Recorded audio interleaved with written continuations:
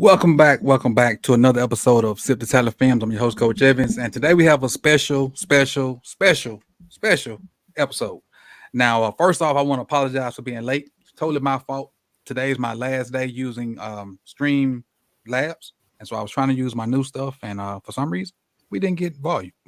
But I've tried it a couple times before and it worked but for today it just didn't work out. But when you're using live stuff and you're using new stuff, it tends to happen like that. But I appreciate everybody for hanging with me and James for being patient with me.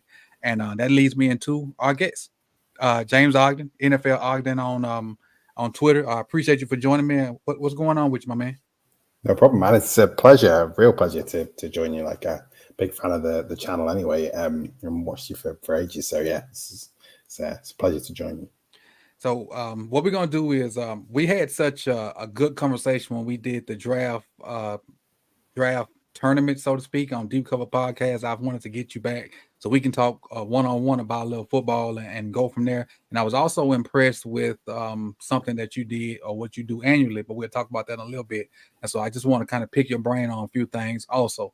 But let's kind of go ahead and get started. And I got a list of questions, and we'll start with the first one. Obviously, you being from the UK, correct? Yeah. And football for everybody on that side of the pond is traditionally our word soccer, but your word football. So how did this love for American football come about for you? Yes, it started with a love for American sports more in general, actually. So I started playing basketball when I was like 10 years old. Okay. There was a British guy in the NBA called John Amici. He played for the Orlando Magic and a couple of other teams. And he was from where I'm from in Manchester in the north of England. And he spent a lot of time coming back to Manchester trying to make basketball a thing in the UK.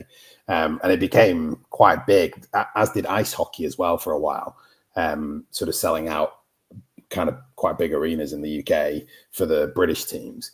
And I was watching these sports and I was like, I love American sport.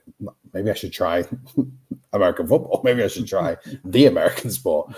And so that was back in 2000. And I watched a preview show. And at the time, I played defense in all of the UK sports I played a lot of rugby for years. And I sort of saw the preview show and they said the Ravens were the best defensive football team. And so I thought I'll support them. And obviously that ended in the Super Bowls. That ended pretty well. So I suppose I was like a bandwagon hopper at that point, but I just carried on. It takes, when you don't grow up with the game, it takes you like a year probably of watching to kind of understand fully what's going on, understand the rules.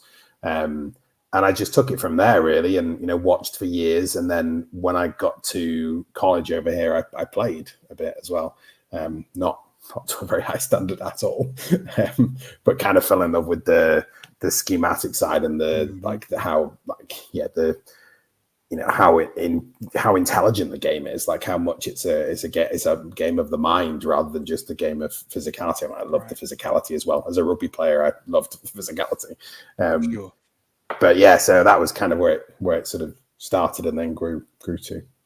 Now I will say, like, as physical as football is, and a lot of people like the we all love the gladiator, the impact, the fighting and whatnot, but it's a mental sport as well. You can get into the hitting and the speed and all that, the tackling and the blocking and all that, but there's a real serious mental component to football that a lot of people that are not into it as much as you and I, they fail to realize that. A lot of people think it's just the strongest always win, and it's not necessarily that. And you can look at some of the bigger guys that have played in the NFL; they're not always the best. Or some of the fastest guys that always play in the NFL, they're not always the best. You look at somebody like Peyton Manning. Peyton Manning is probably one of the worst athletes ever, but he excelled. Tom Brady, one of the worst athletes. Tom Brady runs faster now at 46, 47, and he did at 21. Which is crazy. Yeah. And you also take it away from I think people, I think there's a really large section of people who don't understand that there's a mental aspect there's a really large mental aspect to the game for those positions where you wouldn't even where you'd start to think, oh, there's not as much that, some of the best offensive linemen are the smartest guys in the room. It's funny. It's like the Ravens went on that run in 2012 and was largely because they had Matt Burke from Harvard organizing the offensive line. I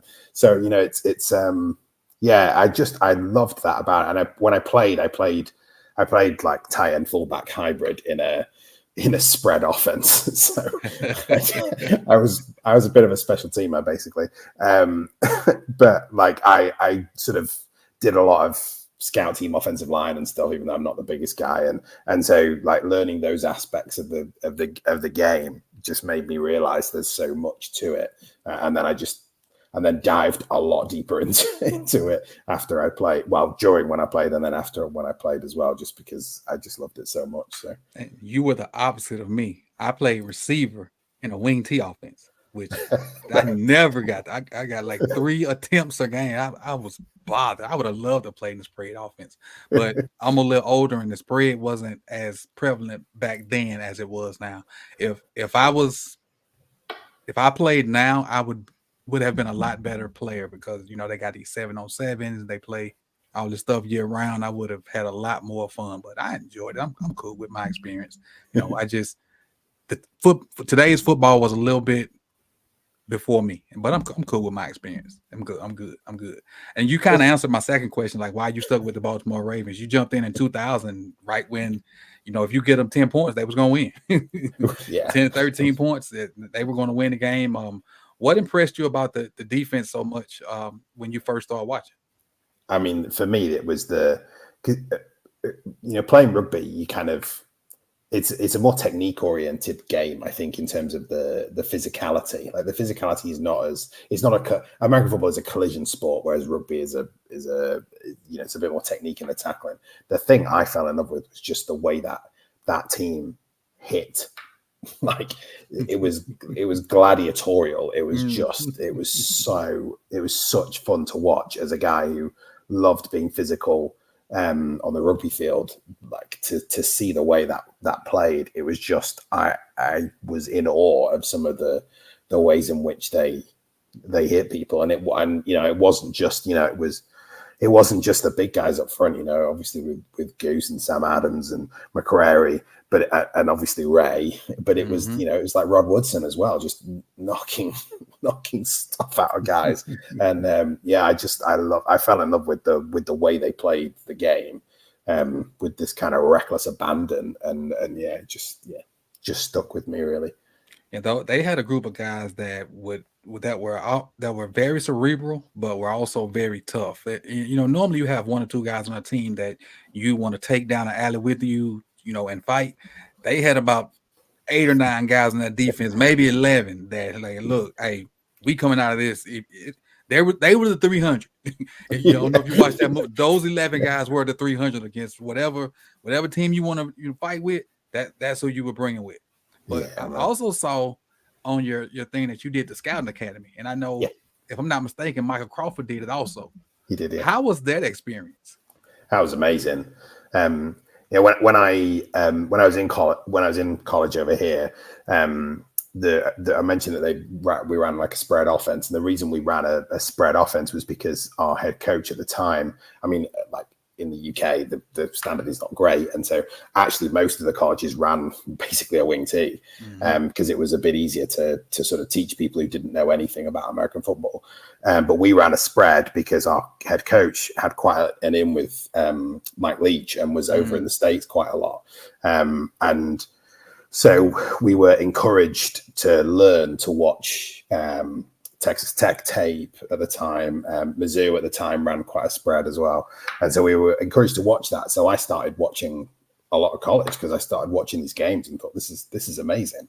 And then watched the draft and was like, okay, now I'm hooked. And so started, but I watched the draft the first time thinking, I don't really know anything about these guys and I want to know something about these guys. So I started to watch players and started to teach myself basically. And then as the years went by, there's so many great resources sort of popped up on the internet to sort of be able to teach yourself a bit more.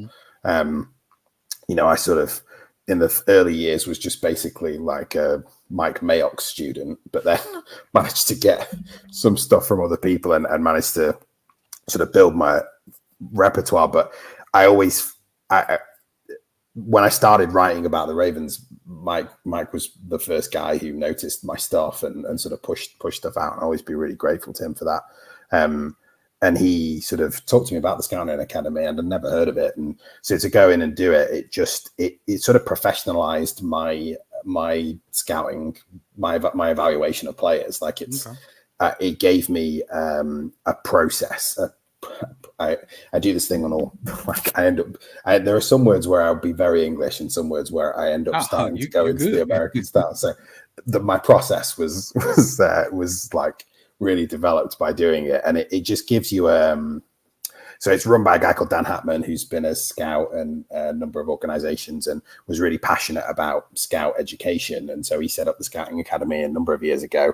And I think a lot of evaluators I respect have been through it. Like Matt Waldman's was on it, and the offensive line guru at Thorne. Yeah, Brandon Thorne. Thorne did it. So in the much earlier days, those guys did it, I think. So it's just a great, I mean, they place a lot of guys in NFL teams and in college teams as well. And that was never my intention. I just wanted to learn a bit more. And, you know, it was an absolute joy to do. And Matt's a really good teacher, and Dan's a really good teacher. And so to sort of go through that process was amazing. And it just gave me, like I said, it gave me a really good grounding, and it gave me a really good process of what to look for.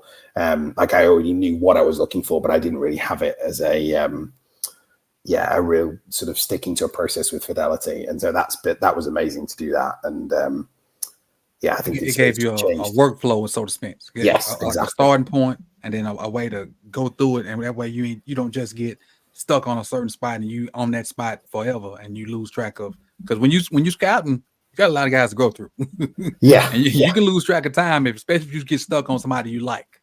100%.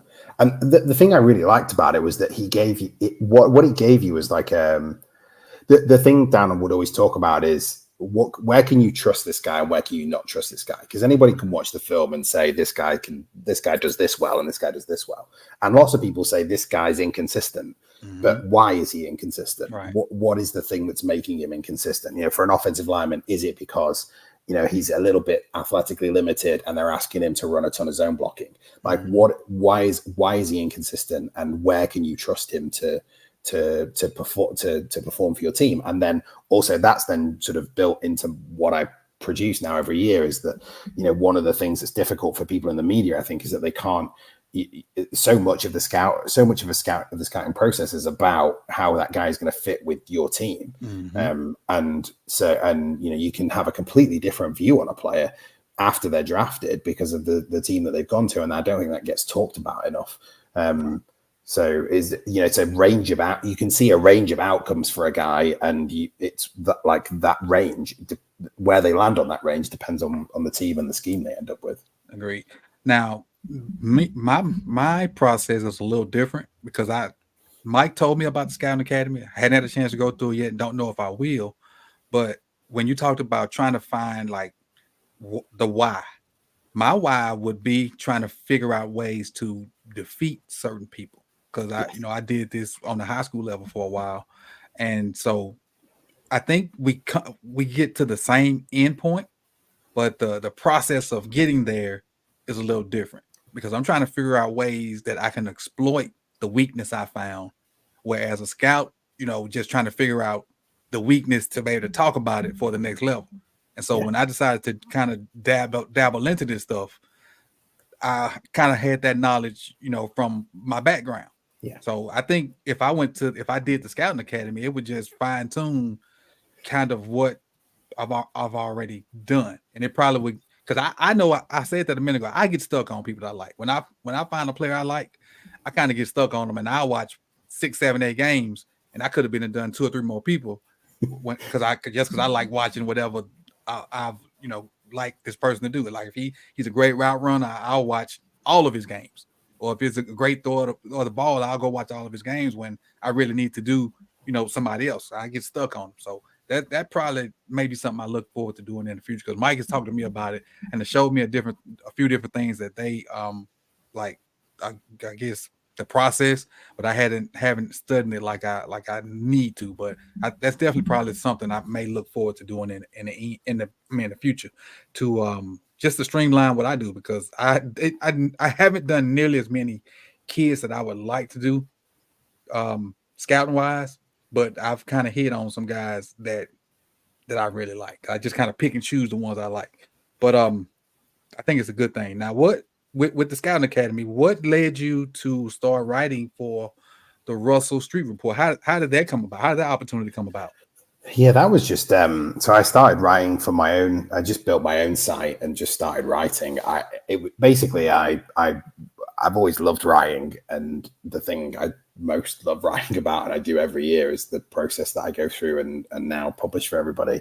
I've done that for years. I've got those reports going back. They're certainly not as nice looking, but going back several years. And so I just thought, I'm just going to start publishing this. Like I'm just going to start putting it out there.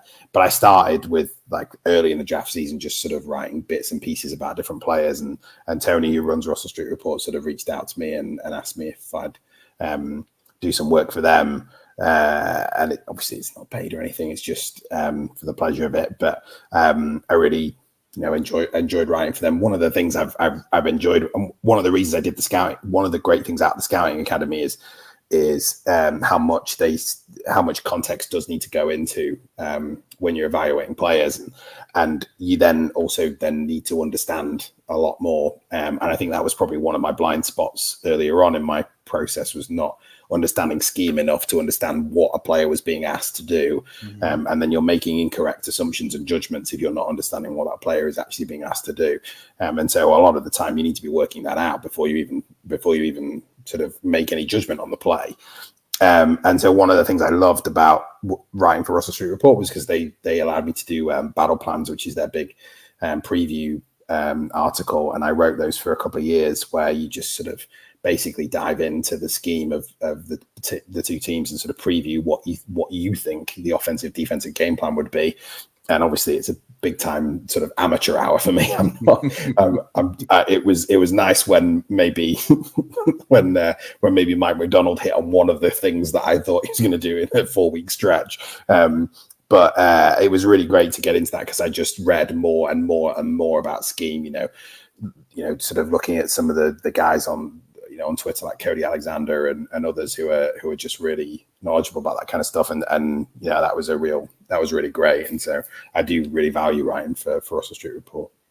You mentioned Mike Macdonald, and how crazy is it to see, or to be able to witness, the evolution of probably the next defensive guru in the NFL? Because there are a bunch of guys that they come from, they have these trees, so to speak.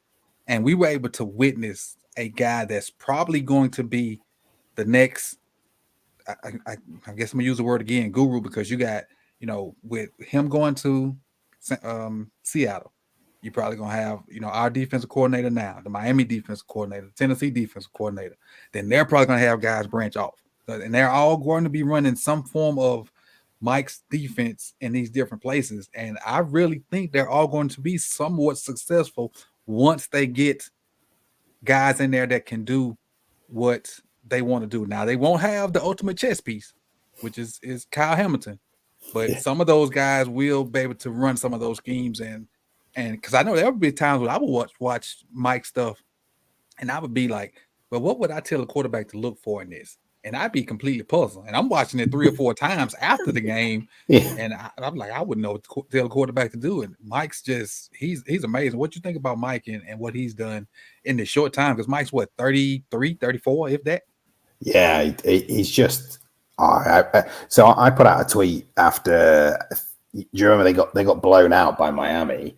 They streaked out to that lead, and then the second half they just gave up all those points, and I think that was like his second or third game. And he's going up against McDaniel, and I put out a tweet that was like, I know this was a bad game, but even in this game you could see the green shoots. Like, you could see this was going places.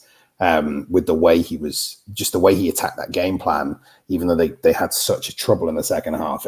But you saw him develop that over the course of that first year, where he was able to make adjustments later in the season against different games. And to go up against McDaniel is a very difficult thing, because he's just phenomenal in terms of the game plans that he puts together.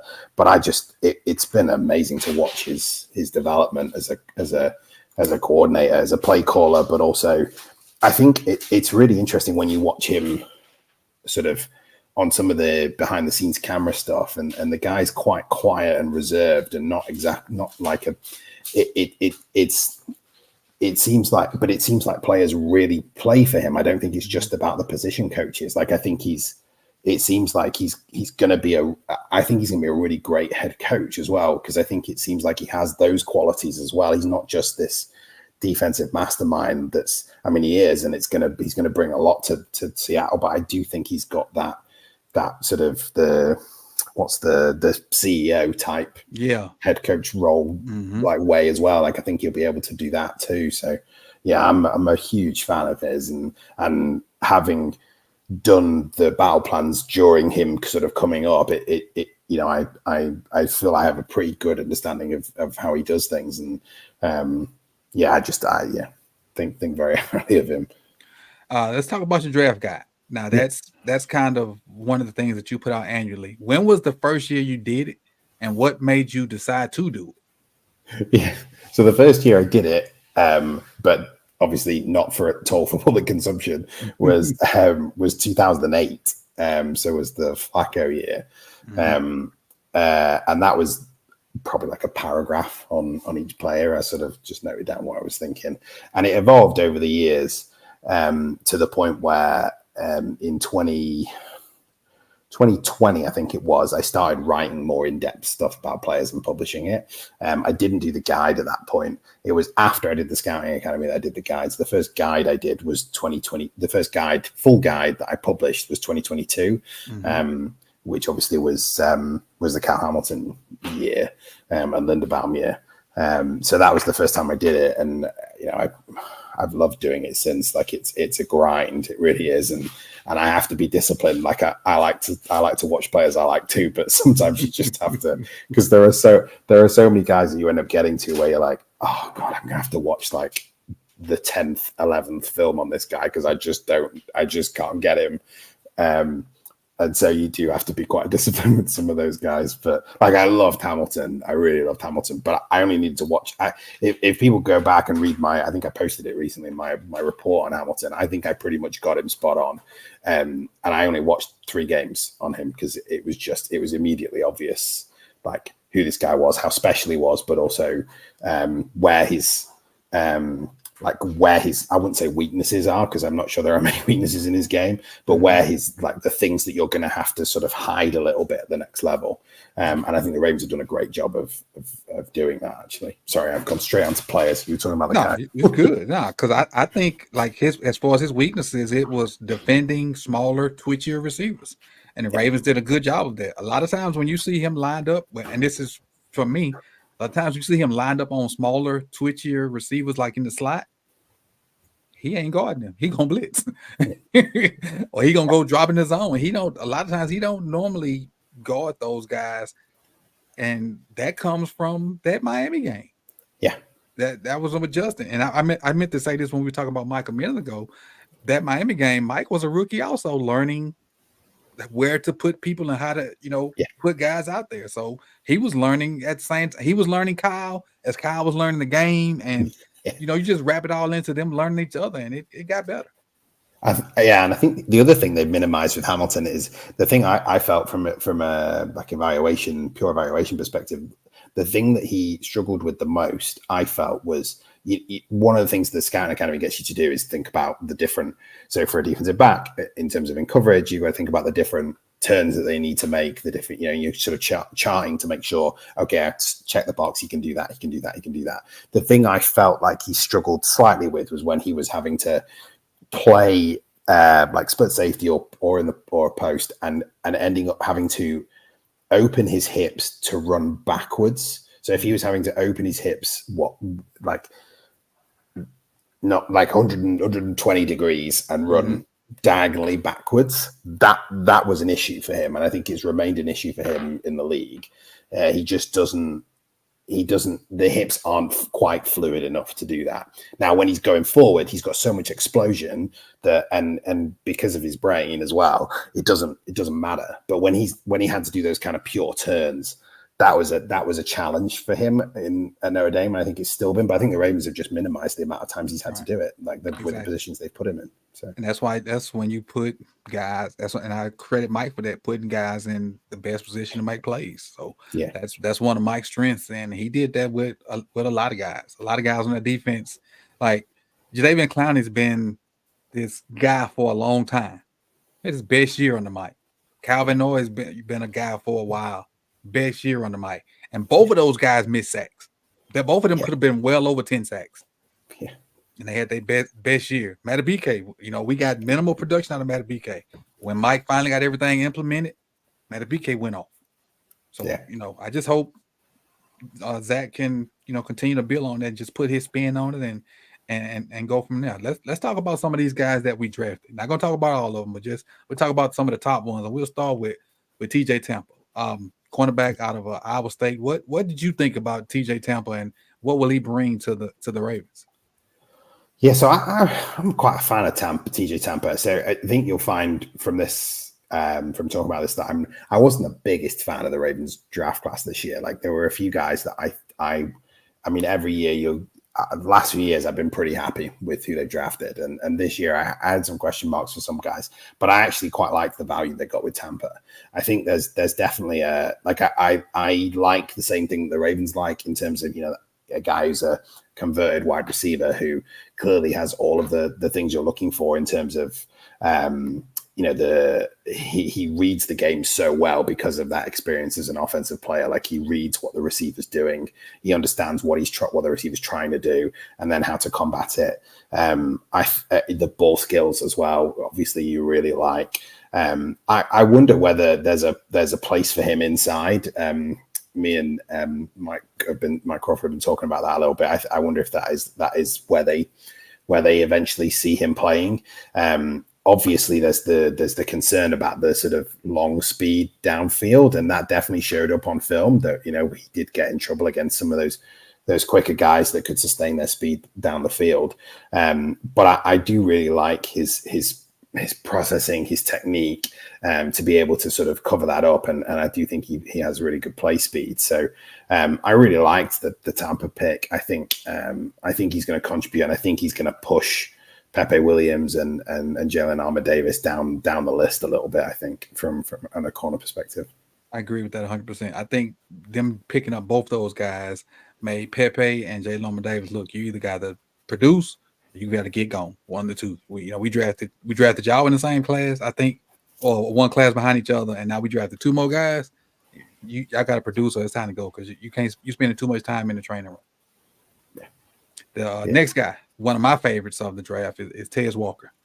We know the speed, and we know he had his issues with the NCAA, and didn't, play 1 year of big time college football with Drake May.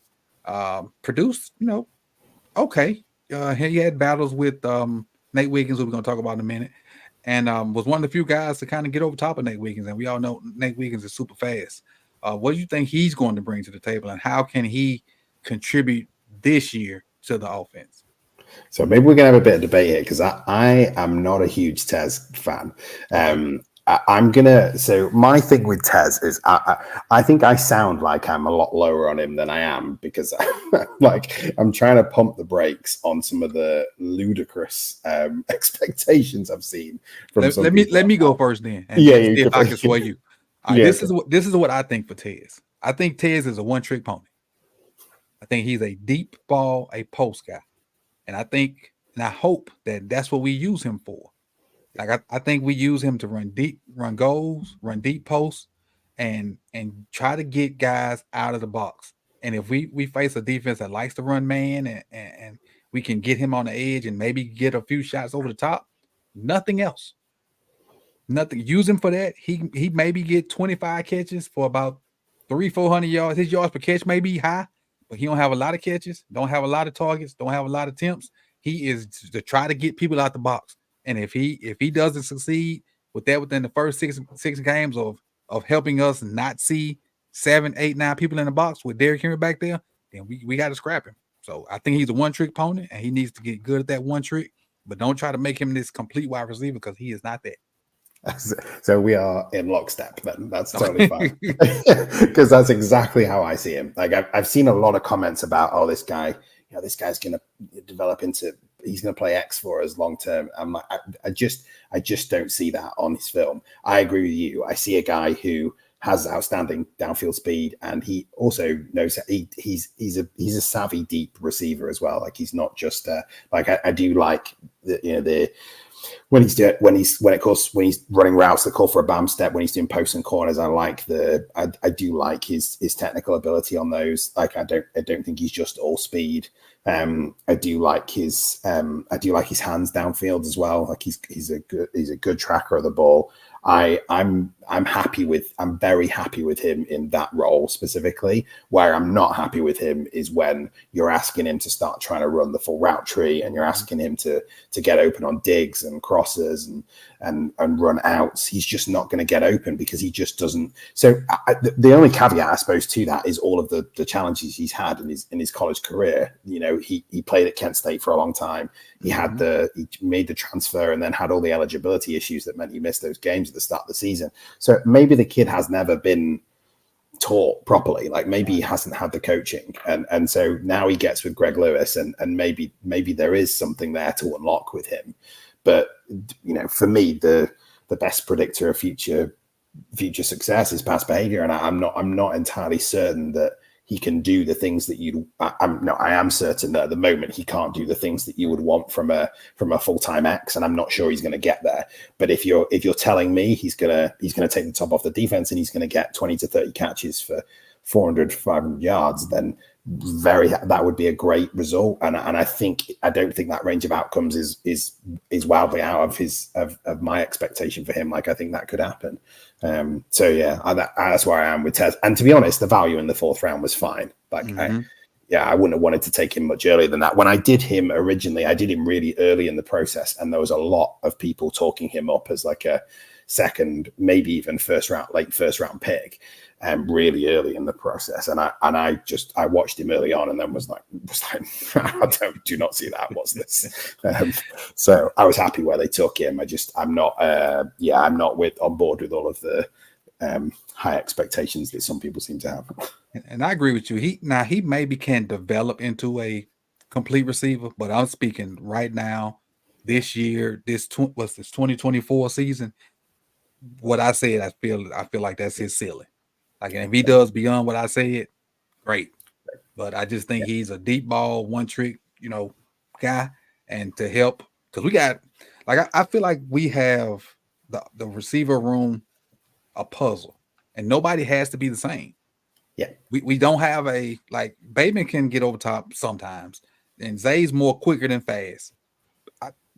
He just can go. We always needed a speed guy that can, and a lot of times, James, sometimes them guys don't even have to catch them balls.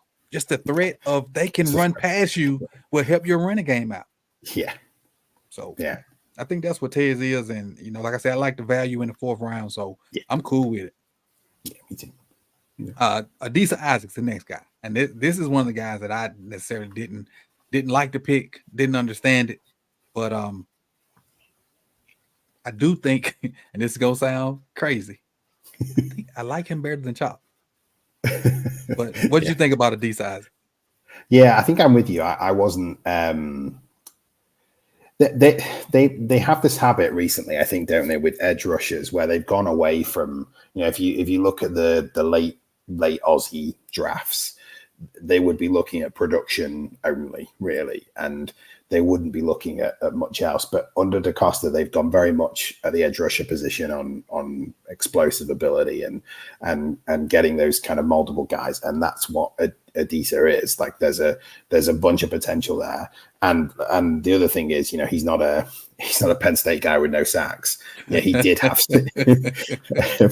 he did have some sacks, despite some serious technical flaws in the way he plays the game at the moment. Like I don't. My main issue with him at the moment is you're gonna have to put him in quite an intense Chuck Smith pass rush school, because he's gonna have to learn. Like he has some interesting primary moves that he's developed that work.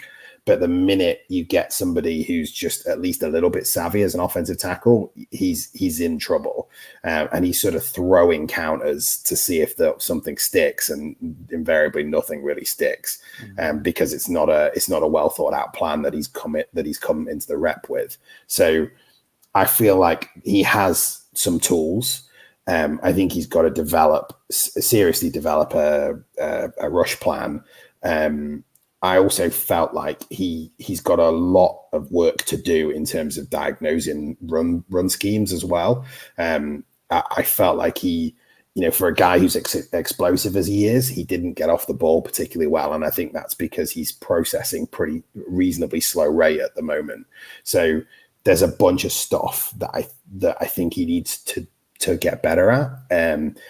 And so my challenge always, I think, is with these things where there's so many technical elements to the game that he has to improve. You're starting to reduce the likelihood that he's going to develop into something that's a full-time starter.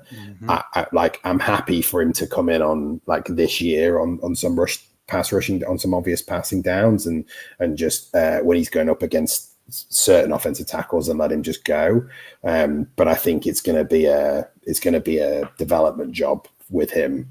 And there were other options in the third at that point that I probably would have preferred, I think. But I get why they took him. You know me both. My last little point on Adisa. I like Adisa. So I like chop within the first second and a half of the ball snap. I like Adisa after that, if that makes sense. Yeah, because Chop's explosion is probably top of the line. Like his first step and maybe that second step is probably faster than anybody. Not anybody I've ever seen, but it's up there because he's just that explosive. But then he's running around doing nothing. I like Adisa after it. His get off is not very good because it feels like you said, like he's thinking. And then once he figure out, oh, I got to do this, it looks a little better then. But by then he may be blowing off the ball, or the ball may be gone, or whatever. Last two guys as our top two picks are probably going to play the most. Roger Rosengartner, who's probably going to play right tackle. He's probably going to be in competition with Falele. How can he find his way on the field this year? So my main thing with Rosengarten, right, is like I would sit him next to Pat McCarry and get Pat McCarry to just like it. We've got great offensive line coach in D'Alessandris, but like the thing Rosengarten needs to learn is how to maximize his length. And like I'm not one of those guys who just eliminates a guy because of their arm length. And I also don't think the Ravens with this pick are looking for an elite Pro Bowler. They're looking for a solid right tackle, which I think Rosengarten can be. But at the moment, for me, what he doesn't do particularly well is play to his strength. So he's using his he's very athletically gifted, but I think in the NFL, he's going to have to use his inside hand a lot more, and he's going to have to deploy it way better than he did in college to help him use that athleticism and cover up that lack of length. And Macari is a genius at that. Like the way he gets the best out of his frame is he's never going to be an elite offensive tackle in the NFL, but he the way he manages to cover up for some of that lack of length is really good. But I don't think Rosengarten does that at the moment. The great thing about Rosengarten is the ceiling, what if he does that, is much higher than Macari. And so you can have a really good right tackle, I think, for a while. The other thing I really like about him is in space. He's sort of one of the things you sort of learn on the scouting academy. You hear from Howard Mudd, who talks about does a guy does he expend himself to get to the second level and then just look like there's nothing left for the block when he gets there? That is not the case with Rosengarten. He really comes under control well at the second level and finishes really well. So I like him in what is likely to be a, as we talked about on X, what is likely to be a heavier zone scheme at that position. So I think there's things for him to learn in terms of the way he keeps defenders off balance with the way he sets himself up and the tactics he deploys as an offensive tackle. But I can see the path, I think, to him developing into a solid to good starting right tackle. And my only issue with him right now is, and he's probably working on it right now, is when guys don't try to beat him with moves and just say, "F it, I'm gonna run right through you." That's what scares me with Rosengarten right now, because he don't have a lot of bricks in his pocket. Yeah. And then lastly, Nate Wiggins. I was shocked that we picked a corner in the first round, losing 3 offensive linemen, but picked a darn good corner. Especially with I think Brandon Stevens is not under contract next year. Marlon is making an absurd amount of money for not that type of money production. So I think they may have been looking, and one of my subs made a good point a couple of weeks ago, maybe about a month ago. He said that seems like the Ravens always draft for down the line. And that when he said that Nate Wiggins pick made a lot more sense to me. We weren't necessarily drafting for this year. We were drafting for what may come next year or down the line. And I think that's what that Nate Wiggins pick was. And he probably will get some time this year because injuries happen. And he probably, with his twitchiness and the way he played at Clemson, he probably could do some slot stuff. But what can Nate bring to this defense that'll help him? Yeah, so I think the main thing he's going to bring for me is the speed really does play. Like it's you can see it on film. He has no trouble at all really with downfield guys. Like it's pretty easy for him. I think for me though, it was an interesting one because I don't know whether I missed on who he is, because I saw all of the sort of effort plays, the things where he just would just sprint 80 yards down the field and cause a fumble as they're going into the end zone. Like you saw all of that and sort of saw that as grit. But one of the things I struggled with him that I think will keep him outside to start with is his play in the run game, and it's specifically in the running game when he's having to take on a runner who's bigger, like a big running back. Mm-hmm. It's not in the so you can see him be aggressive and make good tackles when he's coming up and playing bubble screens and swing passes. But when he's having to come up and front up and tackle a running back, he does the thing that Harbaugh hates and just submarines. He just dives at the feet. And I don't see him particularly front up and take down a running back in that way. So that's something that I think may keep him off the field a little bit, because I think that will preclude them from using him in the slot too much early on, unless that was just how he was coached at Clemson, and this is going to be a different deal now that he's in the NFL with the Ravens. I also think there is a little bit of a deficiency in some of his turns and some of his coverage game, but I don't think that's insurmountable. Like that, those are small technical flaws that I think he's going to get fixed. So when you put all that together, I think the pick makes sense to me. My issue with the pick was that I would have preferred the more obvious physicality of Cooper DeJean. That was my issue with the pick, I think. But you sort of have to trust the Ravens' track record at this point with that pick. You sort of have to, with how much they clearly wanted him. Like he was their guy. They were not, they were targeting him for a long time out, and it looks like he was the guy that they wanted all along. So when that seems that way from what they let us in on Wired, it seems like they got all the guys they wanted. There was some great editing there, but it seems like they had every guy they wanted. Yeah, I think that it was weird though, wasn't it? Because the Rosengarten pick, Mm-hmm. I think they were ready to pivot on Rosengarten, weren't they? Because you heard Harbaugh talk about how if he wasn't there, we were going to take a guard in the Mm-hmm. third round, which I think is also interesting indictment of the guard situation because everybody's sort of saying, "Oh, the Ravens obviously just love their guards and think and Voorhees and Cleveland are going to be great." I I'm not sure that's right. Right. I think they're taking a bit of a calculated gamble there. So, but yeah, I think it seemed like that he was the guy they wanted, and so, and you can see it all. It's just that niggling, like lingering, like what is that? What is he going to be in run support Mm-hmm. that bothers me? Um, but yeah, I don't know if you sort of saw that as well. Yeah, I mean, he's 118 pounds, so you got Yeah, to think about that. But the thing is, with him, I don't if he plays with the ones or when he plays with the ones, I think he'll be an outside guy, and they'll push Marlowe to the slot if I agree. everybody's healthy. Yeah, Because I agree. when Marlowe was able to play outside, then do some slot stuff, like that's when we had all pro Marlon. So Yeah, if Wiggins gets in that mix, I think he'll be outside. Brandon Stevens will be outside. They'll move Marlon to the slot, and then especially if we don't get a third safety, yeah, and then we can still have Kyle and Marcus to do the things that they do. But if we don't get a good third safety, Simmons, definitely you know what I mean, use Jamal Wiggins Adams. like that. Go. No. We said safety, not linebacker. uh, let's pivot a little bit.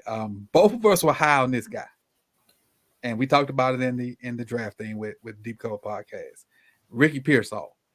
Yeah. Like we both of us was extremely high. And we didn't know that we liked him until the name was brought up. Yeah. What made you so high on Pearsall?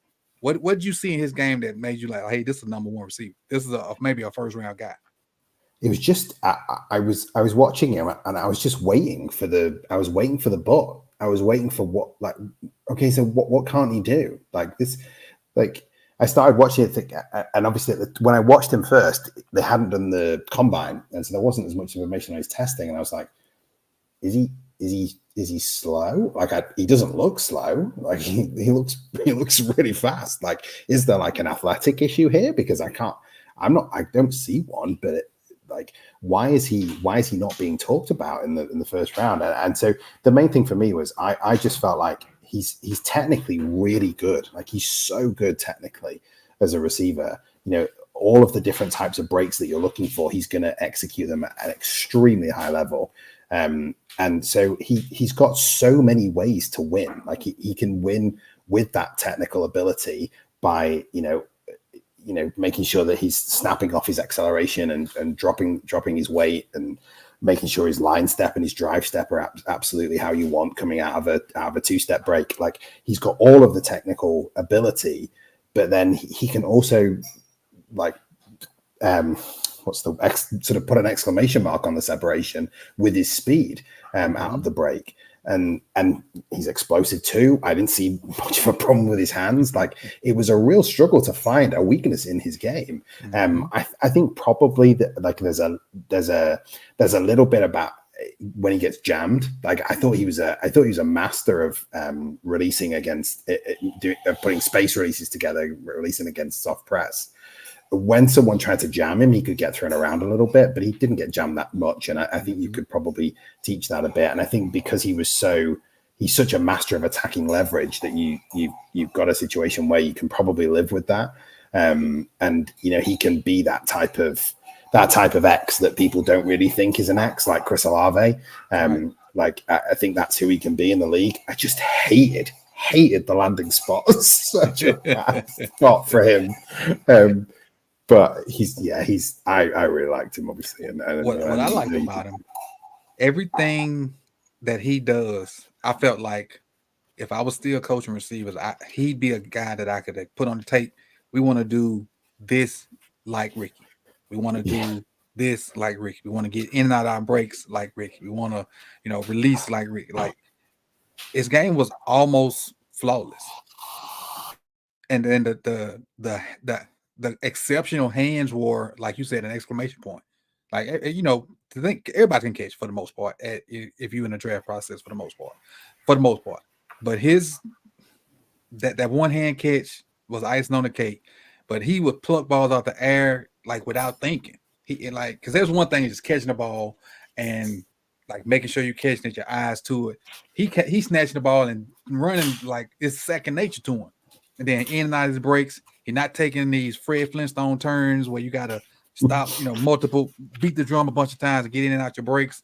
Everything he did was exceptional. And I talked to a guy that actually is a Florida Gator great about him, and he loved him. He loved him. The guy that mentioned is that he's in the Florida Hall of Fame, Florida Gators Hall of Fame. And he loved him, and so that was an extra seal, a stamp of approval for me. Yeah. Like if this dude, vouch for him, yeah, I can trust my eyes and see what I'm seeing. It's not a fluke. And the thing about him going to the 49ers that's so sad as well is that one of the reasons why I kind of loved him for the Ravens was you go back 2 years ago and watch him get open on broken plays for Anthony Richardson. Like the kid is, Kelsey is so good at that with the Chiefs. I think he's probably one of the masters in the league at that, of sort of finding space where there isn't any on broken plays and making himself available. Pearsall was so good at that, and it's something you just can't teach, and it's not something that you can even particularly evaluate well. You just know it when you see it, and he did that so well. And obviously in an offense that is so scripted and on schedule, he's not going to get to show that with Brock Purdy as well. He's not going to get to show that very much if he even gets on the field, given that they run so much 12 and 22. It's a shame where he's gone, but I think the talent will shine through at some point. They must have taken him although they seem a bit disconnected sometimes, the 49ers, the front office and the coaching staff, but they must have taken him with something in mind. There must be like, we're not going to pay Ayuk, or Debo's done soon. So there must be something in mind there with him. Yeah, Rory, I think Rory made a good point at saying one of them guys probably not going to be there next year. Yeah. Ayuk or Debo. So I can see that. That's probably going to happen because both of them command a bunch of money, and everybody's not going to be the Dolphins and pay two receivers that type of money. Yeah. I got a couple more questions, and I'm gonna get you up out of here. The offense. Let's talk about the offense. We added Derrick Henry this year. What do you think the offense will look like with adding Derrick Henry and the emergence of Isaiah Likely? And just not because he was really on the shelf until Mark got hurt last year. So you add Derrick Henry. You now know what you can do with Isaiah Likely. What should the offense look like, totality this year? Yeah, so I think it's actually going to look a lot more like Monken's Georgia offenses now, because the personnel, when you look at it, is actually, obviously it's different because it's pros versus college, but the relative personnel looks pretty similar now. Although he's now got a significantly better running back than he ever had, probably at Georgia. So I think it'll look a bit more like that. But I think the other thing that I think he's been good at, I feel he's been good at so far, is incorporating the best of Lamar and taking his game to the next level. For those of us that have watched him for years, like I was a huge fan coming out. Like I could not understand why he was dropping to 32. Certainly couldn't understand why people were talking about him as a receiver, given what he put on film at Louisville. And you can see the growth in his game every single year. Like every year I take some time out. I did it in the scouting academy. I've done it every year. I take some time out in the off season just to watch Lamar, like watch some more 22 on him, 5-6 games from the season, and see what he's doing now. And I just feel that we're finally starting to see, I'm not sure we know what the ceiling of the quarterback position is yet, because I don't think Lamar's invented it yet. And it's potentially coming under Monken, because he's just unlocking he's unlocking the arm, and it's 2 to 3 years too late, but they're finally getting to it. And so I think it's hard not to get.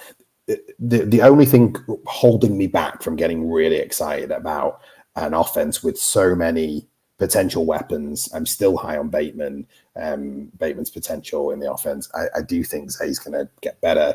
I think you've got, as you mentioned, Likely and Andrews, and you've got Henry and then Keaton Mitchell coming back. There's just so many weapons there. The only thing holding me back is that offensive line. And we know how good he is when he gets protected properly. And I'm a little bit nervous about the number of people they're asking to step up and make a leap to really help this offense out. But they had to make investment choices, and they had to make a choice somewhere, and so it's the offensive line that they've come with. But it'll be interesting to see how much that holds them back. I agree with you 100%. That losing that many guys on the offensive line is really scary. Even though we got all those weapons around him, I guess in NFL you can't have, you're gonna be weak somewhere, and I just rather it had not been at the offensive line. But I mean, it is what it is. And it can kind of go back to what we was talking about earlier, man. We probably should have got two guys, two early guys. Even though I didn't talk about Nick, but he's a center, and I don't see him moving positions yet. Maybe they tried, but we'll see. And we putting a lot on Voorhees, who hadn't played in a while. It's coming off of was ACL or Achilles or whatever he tore at the combine. That's a lot on a guy, and a lot of guys expecting first round guy. You can't put that pressure on that dude, man. That's too much. It's too much.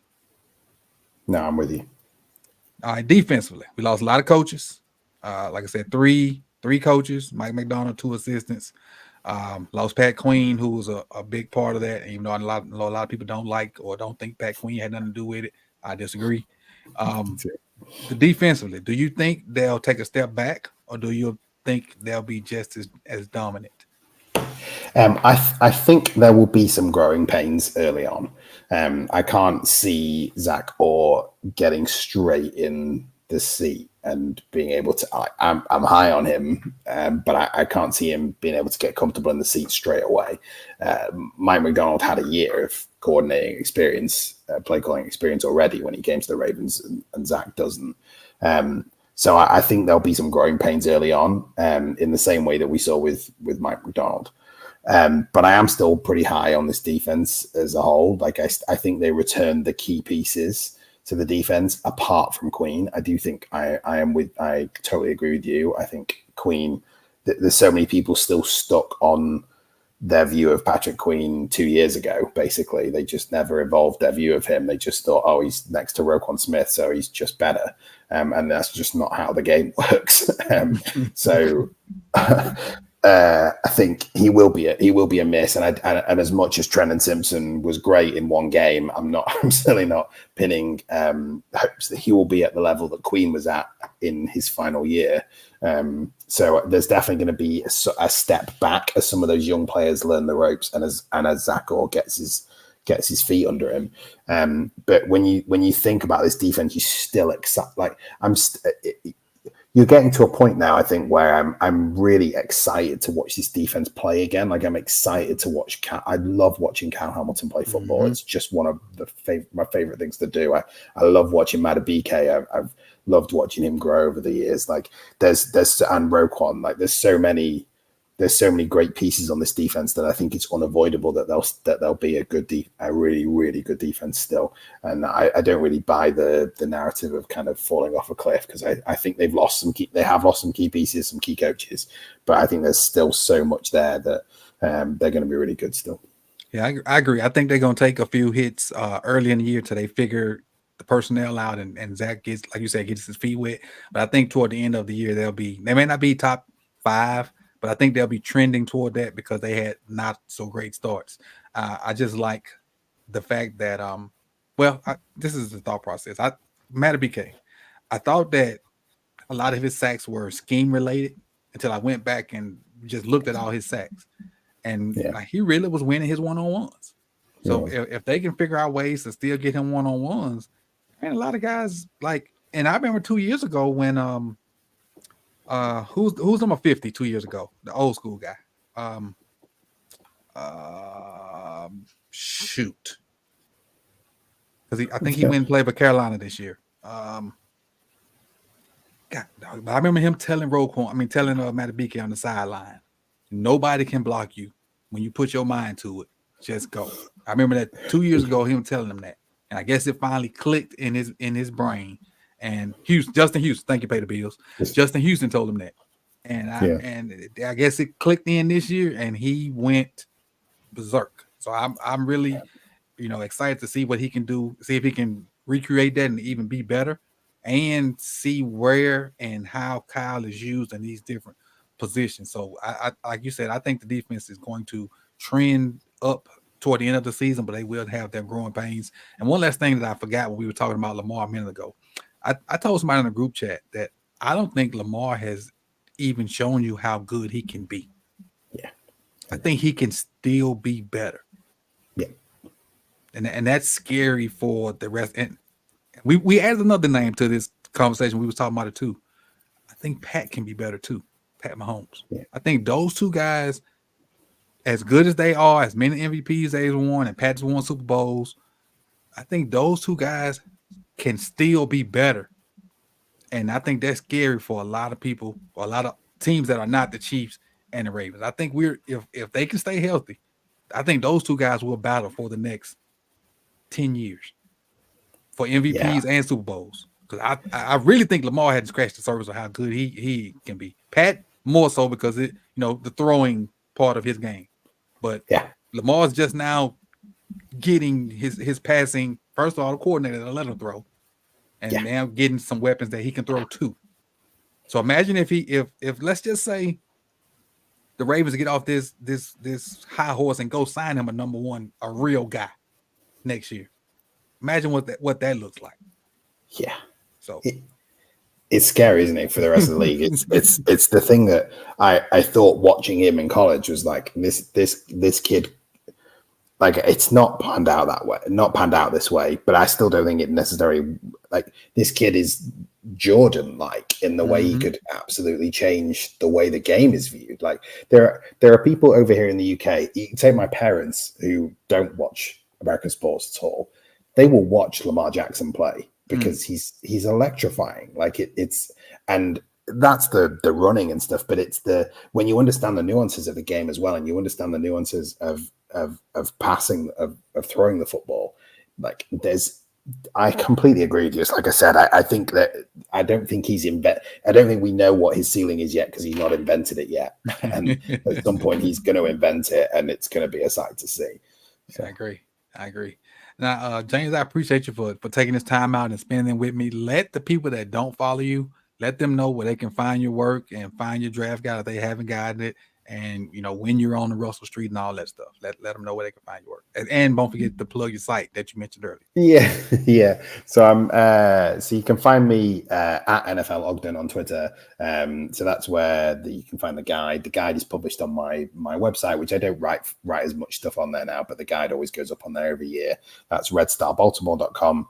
I write for Russell Street Report mostly in the off season on draft prospects. I don't do as much in season now because I have a 1-year-old, which is a handful. And the other thing I'd say is, like, if you want to listen to me regularly, I'm on the UK Ravens podcast regularly, which is just a bunch of guys in the UK talking about American football, and we do a pretty good job. Even if you're in the stateside, you probably enjoy listening to us too. So y'all had a nice guest lately. Who was it?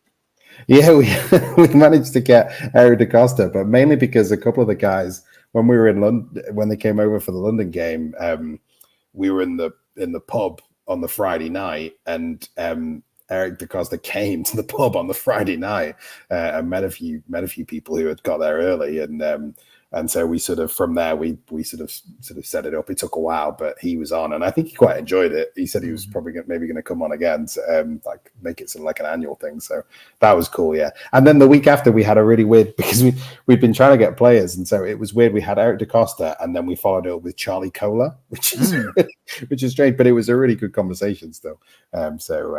Yeah, we're lucky with some of the access we get because of being sort of an official fan group in the UK, and the Ravens are really kind to us. So that's cool, man. So again, I appreciate you guys for coming and enjoying this conversation.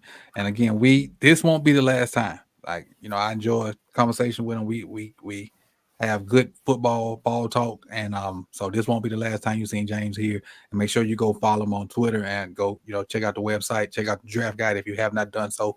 Even the guys that the Ravens didn't pick up that are in the draft guide, it's great information, especially if you play fantasy football. That something that you may can use for when your draft come up if you haven't had your draft already. And just go support, man. Support them.